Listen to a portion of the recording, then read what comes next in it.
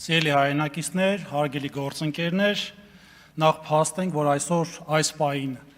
ազգային ժողովի դահլիճում նստած է թվով 18 քաղաքացիական պայմանագիր ներկայացնող կուսակցության պատգամավորներ, եւ իհարկե բերկրանքը շատ է պատասխանելու որոշ հայտարարություններին, բայց մեր թվում շատ կարևոր առանձնահատկություն ունենք, չորրորդականը տարբերակելով առաջնայինից։ Եվ այսպես այսօր խոսեմ Ադրբեջանի ռազմական ներուժի մասին, որը կարևորում եմ եւ կարծում եմ այստեղ պետք է դրա մասին խոսվի։ Ես այսօր ուզում եմ խոսել մի թեմայի մասին, որի շուրջ Հայաստանում շատ հաճախ խոսում ենք կամ չափազանց էմոցիոնալ, կամ չափազանց մակերեսային։ Խոսքը, ինչպես ասացի, Ադրբեջանի ռազմական ներուժի մասին է։ Ես անլուրջ եմ համարում ասել, որ խաղաղության գործընթաց կա, հետևաբար ռազմական սպառնալիքի մասին խոսել անհրաժեշտություն չկա։ Այս խոսույթը ես կտրականապես անընդունելի եմ համարում։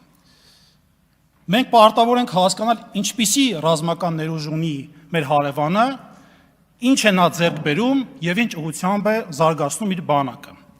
2026 թվականին Ադրբեջանի պաշտպանության եւ անվտանգության համար նախատեսվել է շուրջ $5 միլիարդ։ Դա Ադրբեջանի պետական բյուջեի մոտ 21%-ն է։ Ավելին, այդ գումարից մոտ 4.5 միլիարդ մանաթը նախատեսված է կապիտալ ծախսերի, այսինքն հատուկ պաշտպանական ծրագրերի եւ արդեն նախատեսված պայմանագրերի ֆինանսավորման համար։ Հայաստանի 2026 թվականի պաշտպանության ծախսը նախատեսված է 567 միլիարդ դրամ, որը դոլարային հարաբերակցությամբ մոտ 1.48 միլիարդ է։ Այսինքն, միայն 2026 թվականին բյուջետային հատկացումների մակարդակով Ադրբեջանի ռազմական եւ անվտանգության ոլորտում ծախսվում է մոտ 3.4 անգամ ավելի շատ, քան Հայաստանում։ Ադրբեջանի ռազմական քաղաքականության ամենակարևոր փոփոխությունը այն է, որ նա վերջին տարիներին ստեղծել է բազմազգ եւ բազմաշերտ սպառազինություն։ Խոսքը գնում է իր գործընկերների Իսրայելի, Թուրքիայի, Պակիստանի, Չինաստանի, Իտալիայի եւ մի շարք այլ գործընկերների մասին։ CIPRI տվյալները ցույց են տալիս, որ Ադրբեջանը վերջին տարիներին իր սպառազինության մեծ մասը ձեռք է բերել հենց Թուրքիայից։ 2020 թվականի պատերազմը մեզ սովորեցրեց մի բան, ժամանակակից ԱԹՍ-ներ ասվածը դրանք պարզապես ինքնաթիռներ չեն։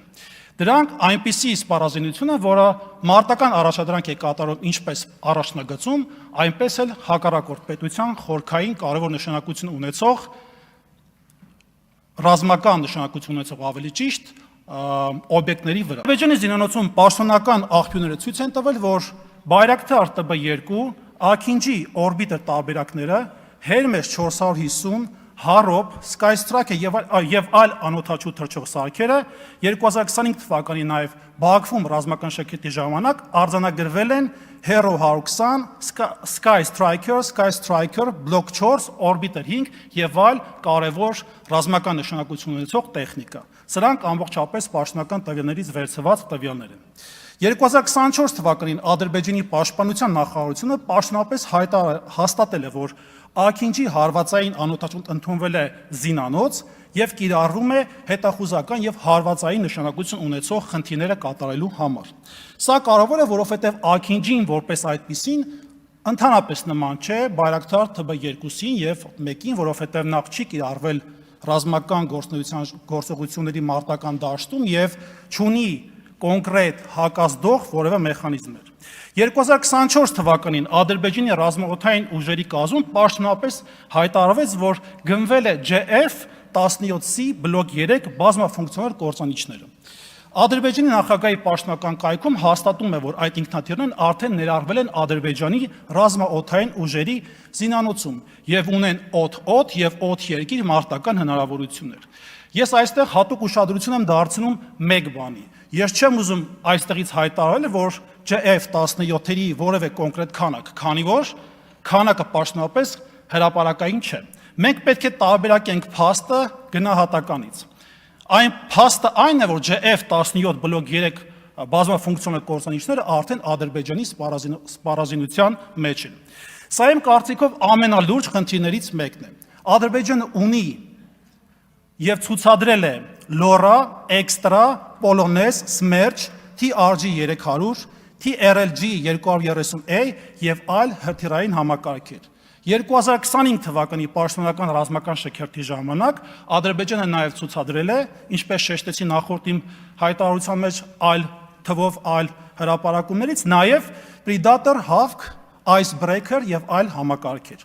Ադրբեջանի նախագահի պաշտոնական կայքում Լորայի համար հրապարակվել է ավելի քան 300 կիլոմետր առավելագույն հեռավորության ցուցանիշը։ Սա նշանակում է, որ այս համակարգերը թիրախային կիրառման եւ օգտագործման նշանակություն կունենան հետագայում եւ բնականաբար դրա համար հակազդող մեխանիզմներ են հարկավոր։ Ադրբեջանը ունի նաեւ բազմաշերտ հակաօդային պաշտպանություն։ Պաշտոնական հրապարակումներում եւ ռազմական շքերթում ցուցադրված տեխնիկաներից մասնավորապես S300-ը, Բուկը, Օսան, S125-ը, Բարակը եւ այլ համակարգեր։ Այսինքն Ադրբեջանը ոչ միայն փորձում է մեծացնել իր հարվածային կարողությունները, նա փորձում է պաշտպանել այն կարողությունները հակառակորդի օդային հարվածներից։ Հայաստանը նույնպես տարիներ Հայաստանի մասով կուզեմ մի փոքր նկատառում կատարել։ Հայաստանը վերջին տարիներին փոխում է իր ռազմական գնումների տրամաբանությունը, մենք գիտենք, որ զենք է ձեռք բերվել Հնդկաստանից, Ֆրանսիայից եւ մի շարք այլ գործընկեր երկրներից եւ փաստացի արձանագրում ենք նաեւ դիվերսիֆիկացիայի իրականությունը։ Սա դրական ուղղություն է, բայց պետք է հասկանալ մեր վերազինման նպատակը չպետք է լինի Ադրբեջանի հետ քանակական մրցավազքը։ Մենք չենք կարող հաղթել նրան պարզապես փորձելով ունենալ ավելի շատ զենք կամ տանկ, այլ կամ ավելի շատ հրանոթ կամ ավելի շատ ինքնաթիռ։ Ես այստեղ ուզում եմ արձանագրել մի շատ կարևոր հանգամանք։ Մեզ հաճախ ասում են Հայաստանը զենք է գնում։ Ես այդ ձևակերպումը բավարար չեմ համարում, հարցը պետք է լինի Հայաստանը բանակի համար է զենք գնում, թե կառուցում է պաշտպանական համակարգ, որովհետև 100 առանձին զենքը դեռ բանակ չէ։ Բանակը ընդհանուր առմամբ համակարգ է։ Ռադարն առանց հոպի բավարար չէ։ Հոպը առանց հետախուզության բավարար չէ։ Դրոնը առանց կապի բավարար չէ։ Հրետանին առանց թիրախավորման բավարար չէ։ Իսկ զինվորը առանց ապահովված լոգիստիկայի եւ հրամանատարական համակարգի չի կարող արդյունավետ պայքարել։ Ես չեմ ասում Ադրբեջանի 8.7 միլիարդ մանաթը ռազմական բյուջեն նշանակում է պատերազմը վաղը կամ այսօր կսկսի։ Ես ասում եմ, որ յուրաքանչյուր նոր զենք ինքնին պատերազմի սպառնալիք է։ 2026 թվականին Ադրբեջանի պաշտպանության եւ ազգային անվտանգության համար նախատեսվում է մոտ 8.7 միլիարդ մանաթ, իսկ Հայաստանի պաշտպանության բյուջեն մոտ 567.5 միլիարդ դրամ։ Ադրբեջանը շարունակում է զարգացնել անօդաչու համակարգերը, նոր կործանիչները, հեռահար հրթիռային համակարգերը, հրետանին, հոպը եւ ռազմարտունաբերության եւ ամենակարևորներից մեկը որը իր հերթին նաեւ նպաստում է Հայաստանի հանդեպ լուրջ մարտահրավերներ ստեղծելու առումով, դա օդուժն է։ Խաղաղությունը պահպանում է ոչ թե այն ժամանակ, երբ դու կամ որևէ մեկ այլ պնդում է, որ պատերազմ չենք ուզում։ Այն պահպանվում է, երբ կա հետևողական աշխատանք, ինչպես հասարակության, այնպես էլ ռազմարտունաբերության մեջ։ Ես հասկանում եմ, որ Հայաստանի Հանրապետության ֆինանսական հնարավորությունները բավարար չեն մրցելու Ադրբեջանի հետ, բայց կարծում եմ, որ մեզ ավելի քան անհրաժեշտ է տեղի ռազմարտունաբերության զարգացումը, որը հնարավորություն կտա Հայաստանին դիմագրավելու եւ ունենալու սեփական ռազմարտունաբերություն։ Շնորհակալ